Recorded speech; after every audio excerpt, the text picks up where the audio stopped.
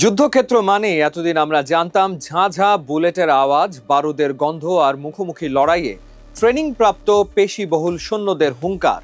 কিন্তু পূর্ব ইউক্রেনের বাখমুত বা আভদিভকার মাটির নিচে এক অন্ধকার বাংকারে এখন সম্পূর্ণ অন্য দৃশ্য।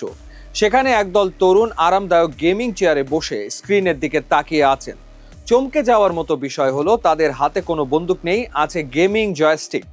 সামনে চলছে লাইভ স্ট্রিম, আর কয়েক ডজন মাইল দূরে শত্রুর ওপর নেমে আসছে একের পর এক বিধ্বংসী বিস্ফোরণ। অথচ এই চালকদের গায়ে এক ফোঁটা কাদা বা রক্তের দাগও লাগছে না।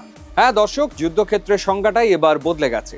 মানুষের জায়গায় ফ্রন্ট লাইনে এখন সরাসরি লড়ছে রোবট আর ড্রোন। ধুন্ধুমার সায়েন্স ফিকশন সিনেমাগুলো যেন আজ ইউক্রেনের মাটিতে বাস্তব রূপ নিয়েছে। ইউক্রেন এখন এক চরম সংকটের মধ্য দিয়ে যাচ্ছে। একদিকে সেনা সংখ্যা কম, অন্যদিকে ইউরোপ আমেরিকার সামরিক সাহায্য অনিশ্চিত। কিন্তু প্রবাদ আছে না, প্রয়োজনীয় আবিষ্কারের মা। ইউক্রেনীয়রা ঠিক সেটাই করে দেখিয়েছে। তারা যুদ্ধক্ষেত্রে নামিয়েছে 4 চাকার এমন কিছু রোবট যা পিঠে করে বিশাল ওজনের বিস্ফোরক নিয়ে চলে যায় একেবারে শত্রু শিবিরের ভেতরে। ধরা পড়া রুশ যুদ্ধবন্দীরা এই রোবটগুলোর নাম দিয়েছে সাইলেন্ট ডেথ বা নিঃশব্দ মৃত্যু। কেন জানেন? কারণ এগুলো এত নিঃশব্দে চলে যে মাত্র 10 মিটার দূরে আসার আগে শত্রুরা এর উপস্থিতি টেরই পায় না। আর যখন টের পায় ততক্ষণে অনেক দেরি হয়ে গেছে। রুশ সেনারা চলে গেছে ড্রোনের ব্লাস্ট রেডিয়াসের ভেতরে। ড্রোনের থার্মাল ক্যামেরায় স্পষ্ট দেখা যায় কিভাবে একের পর এক ধোঁয়াশার মাশরুম ক্লাউড তৈরি করে এই রোবটগুলো গুড়িয়ে দিচ্ছে শত্রুর ঘাঁটি। দর্শক, এই রোবোটিক যুদ্ধের পেছনের অঙ্কটা কিন্তু খুবই সহজ এবং একই সাথে নির্মম। ইউক্রেনের NC-13 ইউনিটের হিসাব অনুযায়ী তারা যে 164টি আক্রমণ এই রোবটগুলো দিয়ে চালিয়েছে, একই কাজ করতে গেলে তাদের অন্তত 2300 জন রক্ত মাংসের সৈন্যের প্রয়োজন হতো। আর সেই প্রথাগত সম্মুখ যুদ্ধে অন্তত অর্ধেক সৈন্য মারা যেত কিংবা পঙ্গু হতো।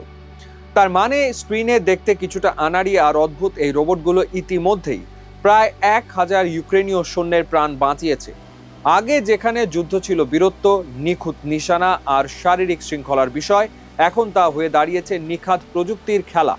যুদ্ধক্ষেত্রের কমান্ডারদের ভাষায়, কে কত দ্রুত প্রযুক্তির দিক থেকে নিজেকে মানিয়ে নিতে পারে, যুদ্ধ এখন শুধুই তার।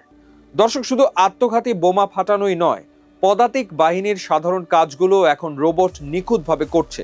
যেমন দানবীয় ব্রাউনিং হেভি মেশিন গানকে আস্ত একটা ট্যাঙ্কের ট্র্যাকে বসিয়ে দেওয়া হয়েছে। এই রোবটটি বনের ঝোপঝাড়ে দিনের পর দিন লুকিয়ে থাকতে পারে। মানুষের মতো এর কোনো ক্লান্তি নেই, খাবার লাগে না, পানি লাগে না, এমনকি পায়ে ক্র্যাম্প বা খিঁচুনিও ধরে না।